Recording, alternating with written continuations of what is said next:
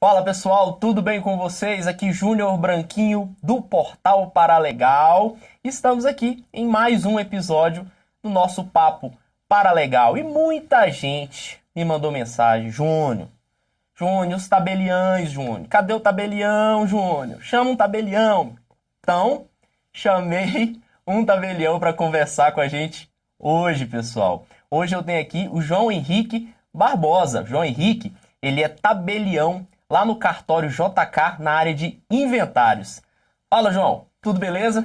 Tudo bem, Júnior? Como é que você tá? Tudo bom? Tudo certo, meu amigo. Tudo certo. Prazer ter você aqui com a gente para poder conversar, falar a respeito da sua profissão, das atividades do cartório e também sobre o profissional graduado em gestão de serviços jurídicos e notariais. Mas antes, João, eu percebi no seu currículo que você é graduado em Direito, Isso. né? Está se graduando em Administração, correto? Eu já Já finalizou? Já finalizei. Já finalizou. E também tem pós-graduação em Gestão de Pessoas, Isso. MBA.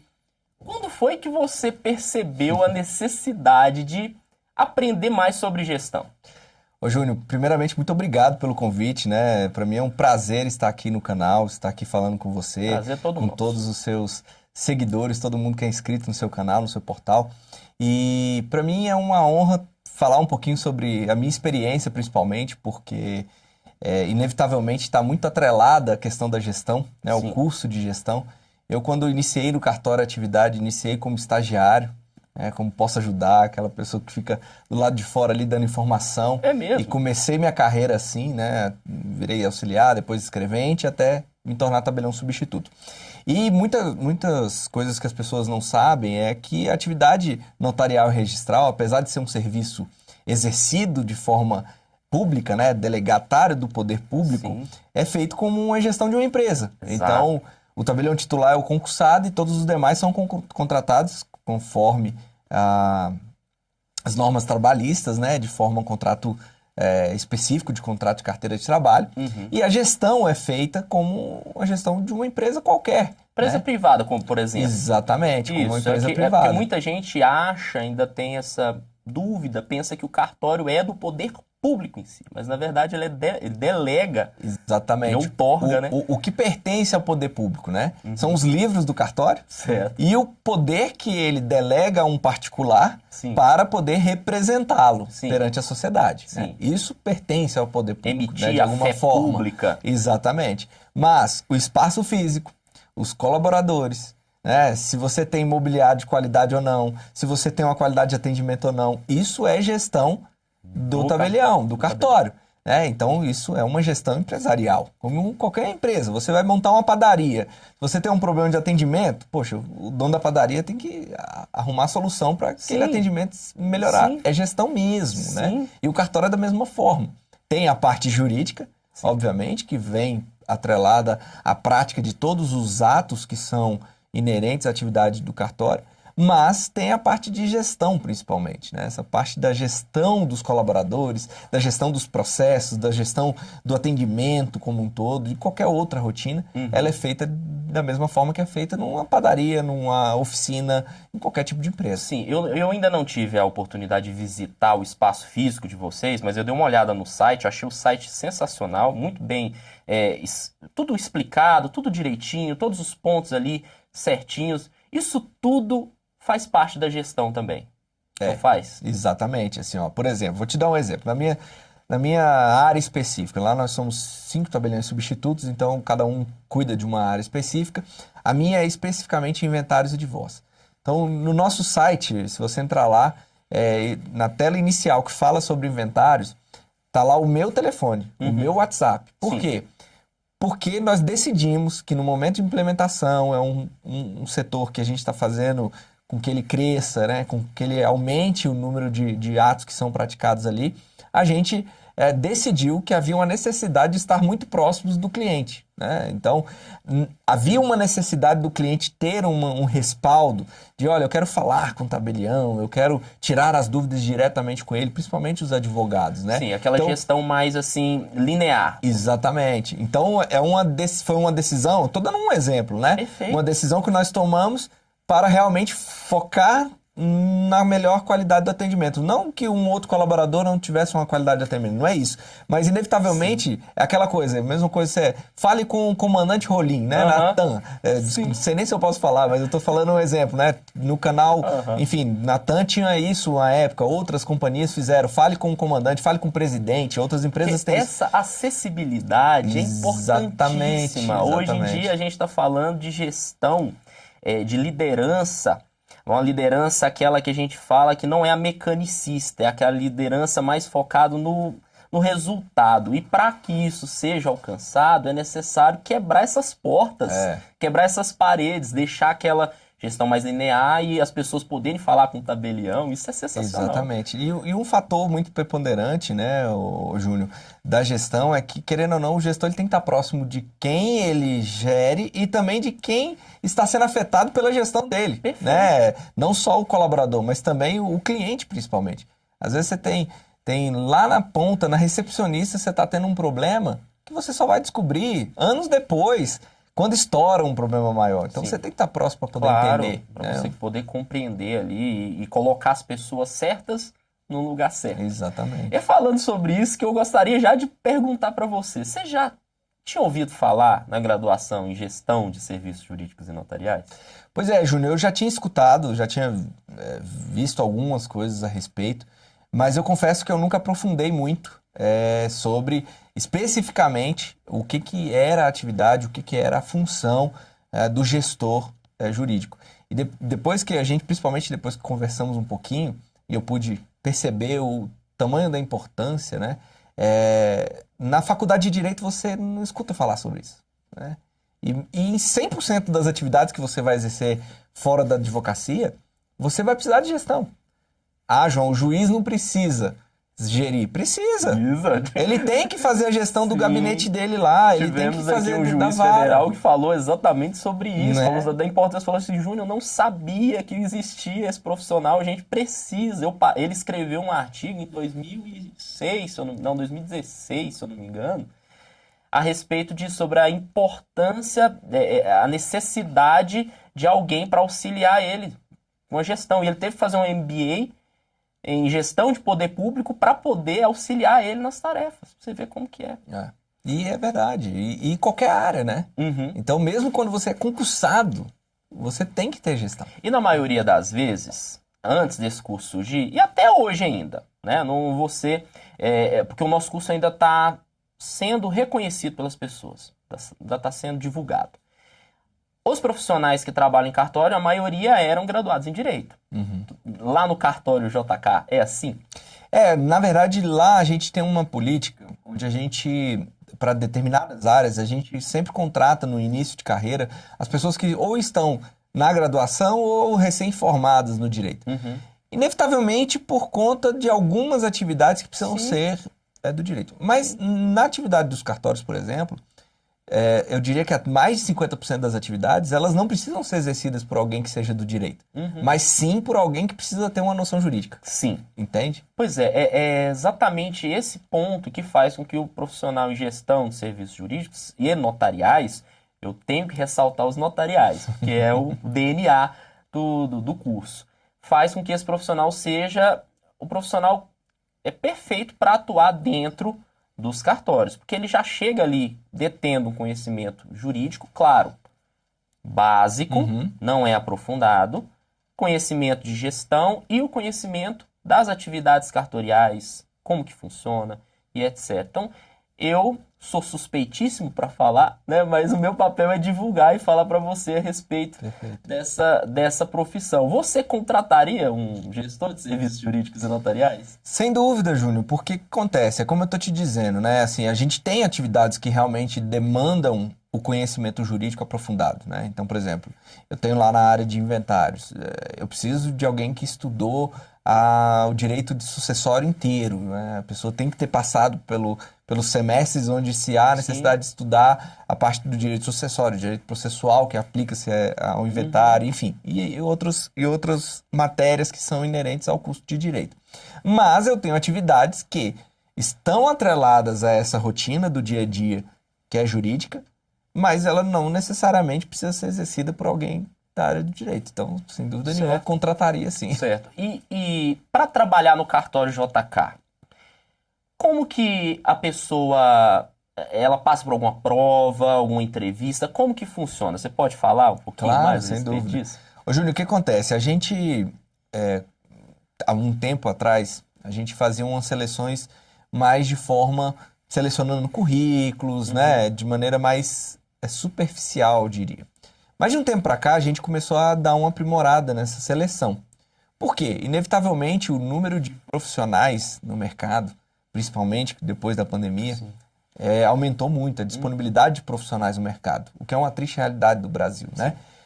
Então, inevitavelmente, a gente começou a precisar fazer uma seleção um pouco mais apurada. Então, por exemplo, lá no setor de inventários e divórcios, né? A gente teve fazer recentemente, a gente fez um processo seletivo, onde a gente fez seleção de currículos, a gente fez etapas seletivas com prova mesmo, com conhecimento, busca pelo conhecimento jurídico, né? Que é inerente àquele setor. Claro.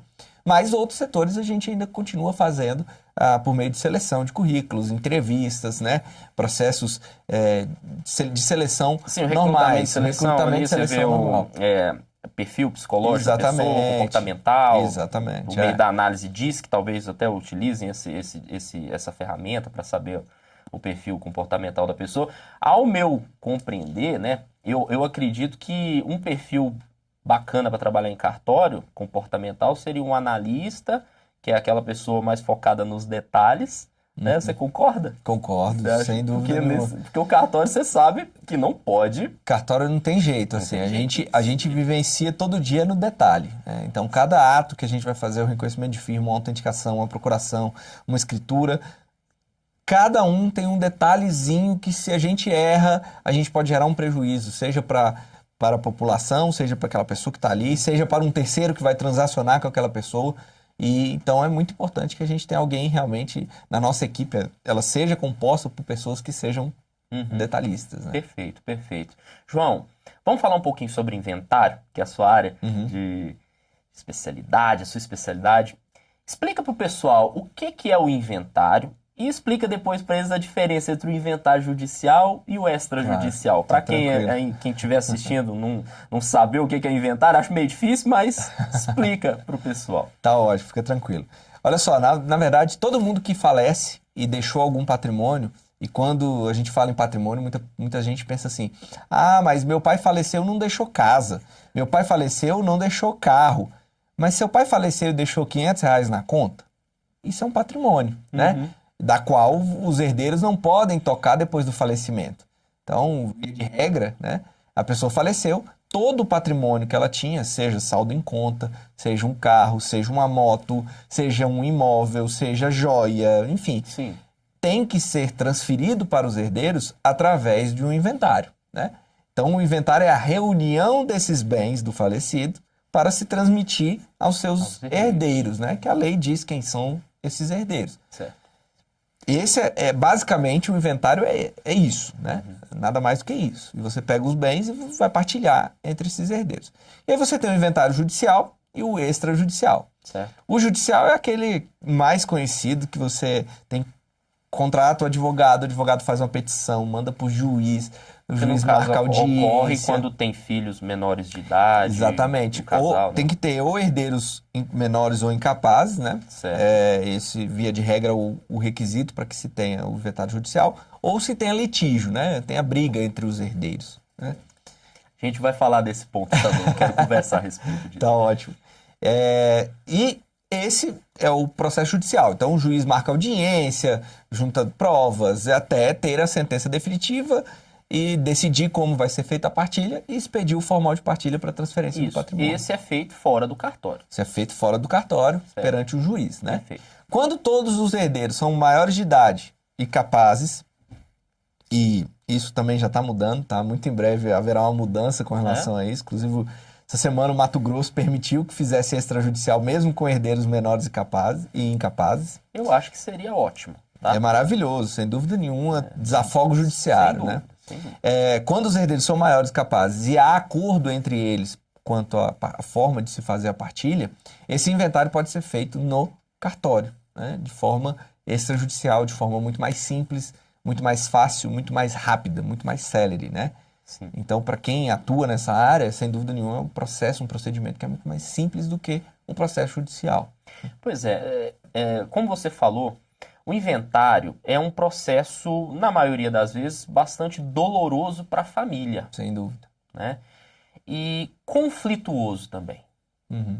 na maioria das vezes, né? Porque é, o dono do patrimônio, na maioria das vezes, não fez aquele planejamento sucessório em vida. E aí vai deixar para os filhos decidirem quem vai ficar com o quê, e aí vira aquele conflito. Eu sei que lá no cartório vocês não vão atuar diretamente com isso, mas o que você acha da figura do mediador? Você conhece o mediador Uhum. extrajudicial? O que você acha da figura do mediador atuando dentro desses conflitos? Ô, Júnior, uma coisa que eu falo muito, é, isso em palestras, nas redes sociais, eu falo muito assim, ó, para quem atua, principalmente que eu falo bastante para advogados, né? Para o advogado que atua na área de inventários, e aí falando para os seus seguidores, principalmente na questão dos mediadores, quem tem um foco em trabalhar numa atividade notarial registral que não seja específica do advogado, né? Do formado em direito, do bacharel em direito, o inventário, ele é o único tipo de processo, ou o único ramo do direito que você não perde o processo. Aí tem gente que fala assim, como assim eu não vou perder o processo? Eu estou defendendo o herdeiro X, eu estou contra o herdeiro Y. Vem cá, o herdeiro X e o herdeiro Y querem uma única coisa, partilhar os bens. Eles têm desentendimentos quanto à forma, mas o objetivo de ambos é o mesmo, Sim, é partilhar os bens, né? sim, Então eles podem discordar do jeito que eles querem fazer aquela partilha. E aí entra a figura do mediador, né? Quando o mediador consegue trazer essa visão para os dois e fala assim, olha, você quer a mesma coisa que ele, só que de formas diferentes, porque né? na verdade o mediador ele tem as técnicas, Exatamente. ele estuda exatamente para conseguir juntar as pessoas e tentar entender o ponto de vista de cada uma e conversar de forma É tranquila, isso. sem haver a necessidade de litígio. E um ponto importante, né, Júnior, que tanto no inventário quanto no divórcio, por exemplo, infelizmente as pessoas utilizam, seja o processo judicial, seja o processo extrajudicial, acabam utilizando para lavar a roupa suja, né? É, Para lavar a roupa suja das mágoas pessoais que existem entre os irmãos, entre ex-esposa e ex-marido. E, na verdade, o processo judicial ou extrajudicial, ele não deve servir para isso. Ele deve servir para aplicar a lei, sim. para ser racional e fazer a partilha dos bens como a lei manda. A Uhum. lei diz como tem que ser feito, Sim. né? E aí acaba que a emoção acaba falando mais do que a razão. E aí o papel do mediador é importantíssimo, né? Pois é, e como você fala bastante com advogados, um público que realmente atua com inventários, eu acredito que a figura do mediador seja uma pessoa primordial, essencial para fazer parte desse processo. Na hora que ele já pega por exemplo, um processo de inventário, ele já deve ter um profissional da mediação com ele para trabalhar junto, para poder fazer a reunião familiar, o formal de partilha, né? Fazer ali Isso. toda a parte da partilha com o mediador, que aí faz o processo ser bem mais tranquilo e bem mais célere também. Sem dúvida, Júnior. Assim, ó, eu, por exemplo, lá no cartório, eu tenho um cliente que ele fala para mim assim, João, eu só advogo no extrajudicial. Perfeito. Olha, Mas como é que você faz quando chega um cliente lá que quer litigar? Eu falei, eu gasto todo o tempo que eu tiver do mundo para convencer a outra parte da gente entrar no acordo perfeito. do que eu ir para o judicial. Por que, João? Por quê? Me responda por que a maioria dos advogados gostam do judicial. Cara, eu tenho uma percepção, né, de que, assim, há uma questão de... que é uma cultura que vem sendo mudada, né? Existe uma cultura, assim, do tipo, olha, se meu trabalho é rápido, ele não pode ser caro. Eu falo sempre o contrário. Se o teu trabalho é rápido, ele tem que ser caro. Porque você conseguiu desenvolver, você estudou, você se capacitou para poder resolver um problema em um dia, em 2 dias e uma semana, 2 semanas, né? Sim, não, eu iria inserir mais duas palavras: rápido, eficaz, eficiente e eficaz. Exatamente. No direito tem que ser assim, né? Exatamente. E há uma cultura, né, uma visão talvez errada de que, não, se o processo demora, se o advogado gasta ali tempo, está interagindo com o cliente, os honorários dele poderão ser maiores. Eu acho que, sinceramente, hoje ninguém mais tem tempo para ficar esperando uma demanda judicial de 5, 6 anos, né? Todo mundo quer resolver seu problema de forma mais rápida. Sim. Então, se você tem capacidade, habilidade para resolver um problema de forma muito mais rápida, por que não seus honorários não serem diferenciados? Inclusive maiores do que seriam judicialmente. Sem dúvida, né? sem dúvida. É o que ocorre hoje no tribunal arbitral. Normalmente, na maioria das vezes, ele não sai muito barato. O tribunal arbitral, né, extrajudicial, aquela arbitragem extrajudicial, não sai tão barato quanto as pessoas pensam, mas resolve rápido.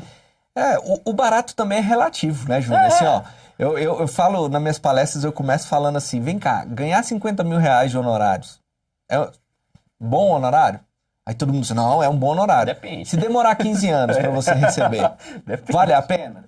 Né? Se você ganhar em 24 horas, isso é um baita honorário.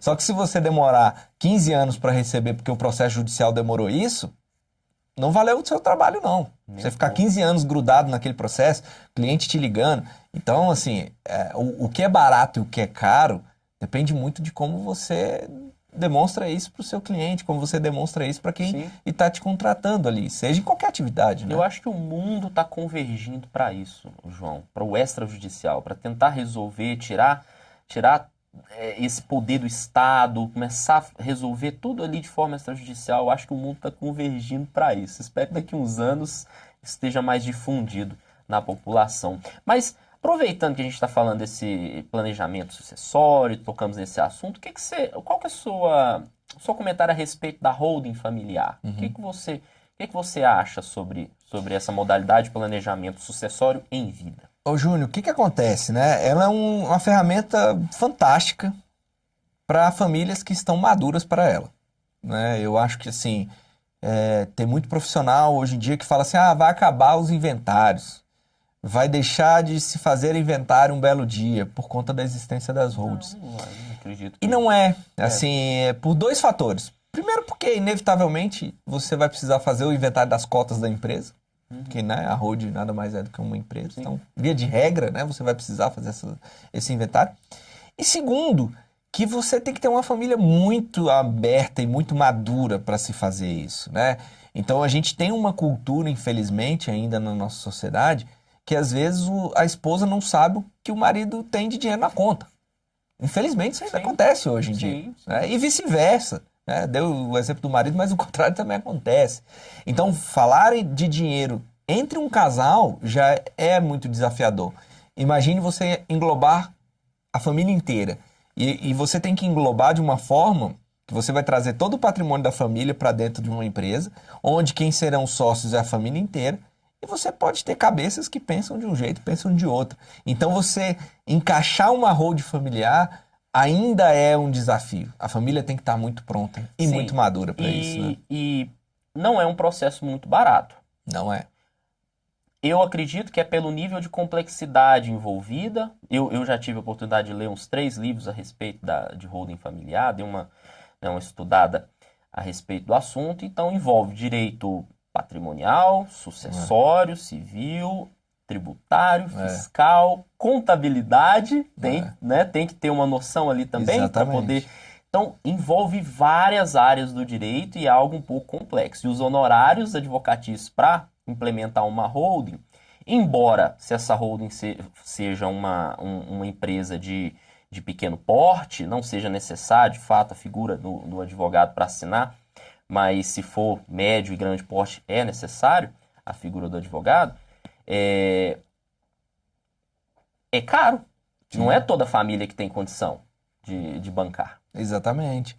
E aquele negócio, assim, além de ser caros por si só, quando você pega uma casa, por exemplo, aí você vai falar com a família, olha, vamos fazer uma hold familiar? Pô, mas só tem uma casa.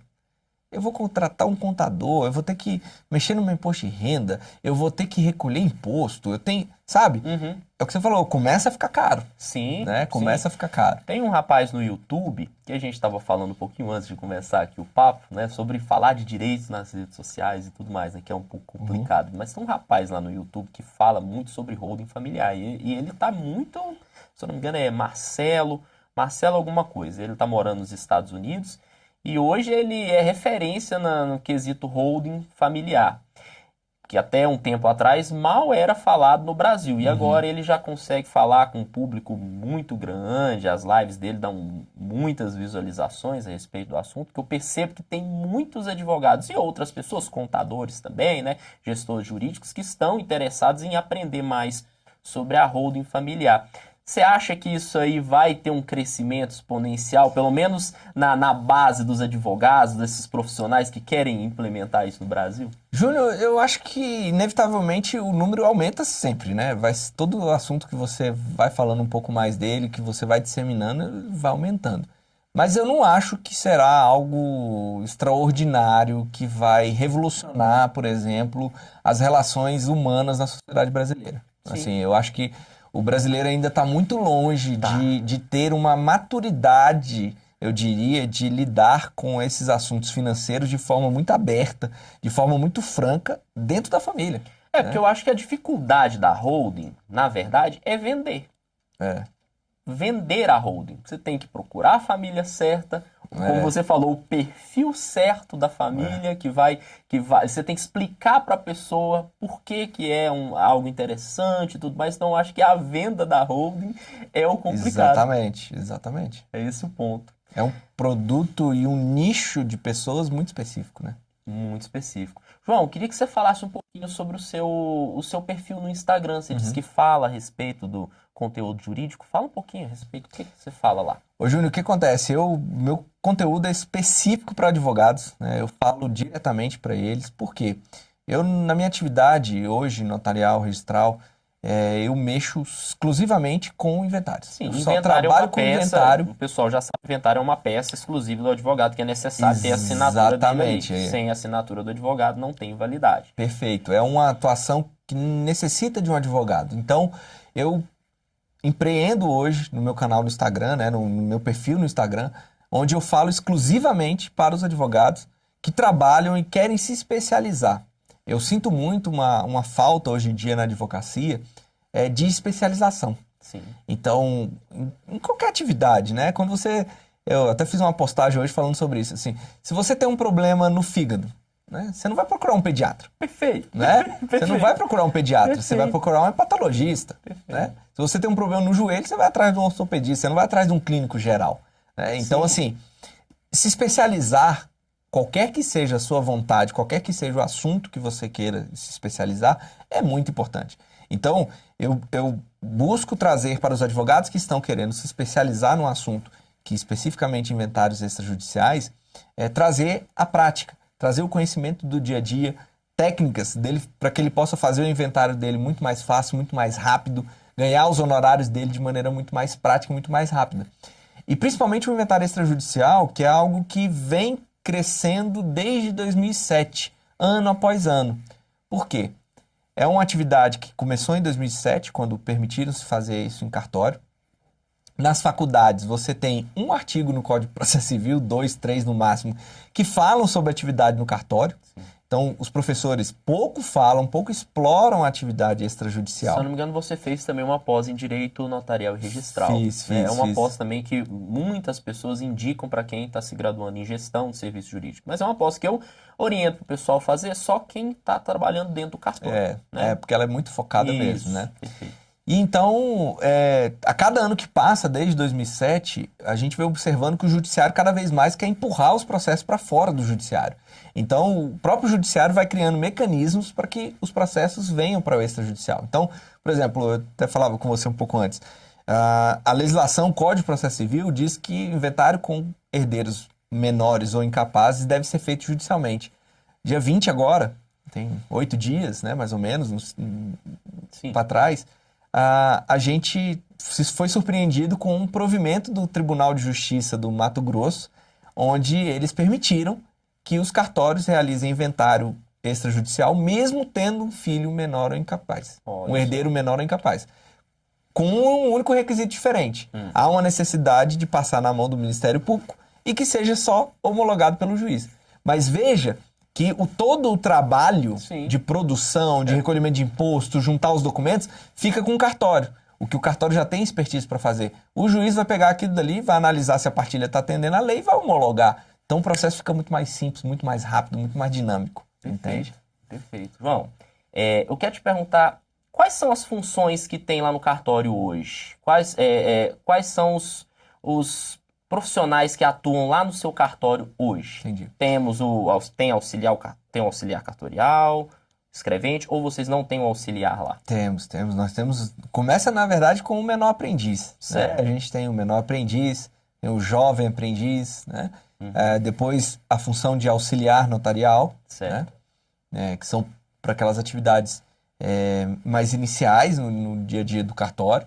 Depois a função do escrevente, que é aquela pessoa que começa a receber delegação do tabelião titular para representá-lo e ter fé pública em alguns atos, né? E aí para atos específicos. Então, o escrevente que reconhece firma, o escrevente que autentica documento, o escrevente que lavra procuração, o escrevente que lavra escritura declaratória, compra e venda e por aí vai. Tem a figura do tabelião, substituto, que aí é quem substitui o tabelião titular nas ausências dele e aí representa o cartório de maneira geral em todas as atividades que forem necessárias. E temos algumas outras atividades que são mais administrativas, um pouquinho distante da área específica da atividade fim, que é do cartório, como o almoxarifado, onde a gente precisa de um auxiliar, né? Nós precisamos na área contábil, precisamos de contadores, nós precisamos de diretores financeiros, pessoal da área de finanças, né? Então, existem algumas outras atividades que também são realizadas dentro do cartório, obviamente no número menor, mas que não são vinculadas à atividade fim, que é a atividade notarial mesmo, né? Hoje o cartório JK tem quantos funcionários? Você lembra de cabeça? Cara, hoje nós estamos com 330 funcionários. Meu Deus, é muita gente, cara. 330 Tudo isso num funcionários. É isso. Caramba. É um número grande, né, cara? Hoje, o cartório, o primeiro ofício de notas de Brasília realmente é um cartório singular, né? Somos o primeiro do Distrito Federal, né? Não do Brasil, do Distrito Federal. Conta um pouquinho mais a respeito. Eu não sabia, que legal. O primeiro ofício, né? Quando a capital foi fundada, trouxeram a capital, o Juscelino trouxe a capital do Rio de Janeiro para Brasília, havia necessidade de implementar os serviços, né? E um deles é a atividade de cartório. Então, o primeiro serviço de notas que foi criado foi o cartório do primeiro ofício, cartório JK. Então, é o primeiro cartório do Distrito Federal. Então, está no centro, no coração de Brasília. Histórico, então. Onde, exatamente, a gente tem muitos clientes assim que frequentam o cartório há 30, 40 anos, né? Então, é um cartório extremamente conhecido no Distrito Federal, né? Nossa, que legal. Eu não sabia que era o primeiro cartório e que tinha tanta gente trabalhando lá. Tem. É muita gente. Tudo num prédio, dentro do mesmo. Exatamente. Haja gestão de pessoas, hein? Muita, cara. É necessário ter essa gestão para manter todo esse pessoal. João, muito obrigado, cara, por ter participado aqui do nosso podcast. Espero que você tenha gostado. Valeu mesmo. E deixa aqui suas redes sociais para o pessoal seguir você lá no Instagram. Ô Júnior, olha, eu que agradeço, muito obrigado você pelo convite, obrigado a todos que estão nos assistindo e parabéns pelo canal, acho que o foco que você tem é fantástico, trazer conhecimento sempre é um foco muito bom e traz pessoas legais para bater um papo, você produz conteúdo muito bacana e de verdade, muito obrigado pelo convite. E quem quiser conhecer um pouquinho mais sobre inventários, né, extrajudiciais, que é o que eu falo lá no meu perfil do Instagram. Meu perfil é João Henrique Barbosa, né? Você vai me encontrar lá no Instagram. Arroba João Henrique Barbosa. Arroba João Henrique Barbosa, exatamente. Beleza, pessoal. Vou deixar também aqui o link na descrição para facilitar. E aí é só clicar aqui no link para você seguir o João Henrique Barbosa e ver todas as postagens a respeito de inventário e tudo mais. Pessoal, se gostou, deixa aquele like, deixa aqui nos comentários, quero saber o que você achou desse papo. Compartilha com todo mundo esse vídeo, porque isso aqui é muito importante. A gente está divulgando a nossa profissão, conversando com outros profissionais, entendendo como que funciona, né, a atividade notarial e registral no Brasil. Isso é muito legal. Espero que vocês tenham gostado. Tchau, tchau.